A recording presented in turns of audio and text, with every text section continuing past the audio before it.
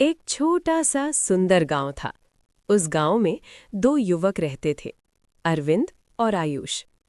अरविंद एक गरीब किसान का बेटा था, जो अपनी मेहनत और ईमानदारी के लिए जाना जाता था। वहीं दूसरी ओर आयुष गांव के मुखिया का बेटा था। आयुष के पास धन दौलत की कोई कमी नहीं थी, लेकिन उसे अपनी अमीरी पर बहुत घमंड था।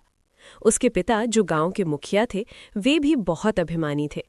वे गरीबों को इंसान नहीं समझते थे और हमेशा अपनी सत्ता का रौब जमाते थे। आयुष अक्सर अरविंद का मजाक उड़ाता था और उसे नीचा दिखाने का कोई मौका नहीं छोड़ता था। एक समय ऐसा आया जब गांव में नए मुखिया के चुनाव की बात हुई। अरविंद ने गांव वालों की बदहाली को देखते हुए चुनाव लड़ने का फैसला किया। ये सुनकर आयुष और उसके पिता आग बबूला हो गए। उन्होंने अरविंद को डराने धमकाने की कोशिश की, लेकिन अरविंद पीछे नहीं हटा। दोनों के बीच एक वैचारिक युद्ध छिड़ गया, जहां एक तरफ आयुष पैसों के दम पर लोगों को खरीदने की कोशिश कर रहा था, वहीं अरविंद निस्वार्थ भाव से लोगों की सेवा कर रहा था।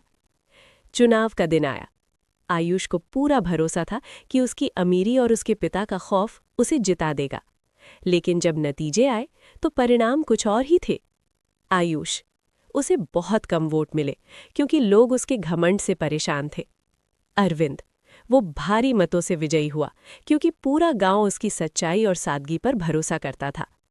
निष्कर्ष, अंत में आयुष और उसके पिता का सिर शर्म से झुक गया। अरविंद ने दिखा दिया कि सच्ची जीत ताकत या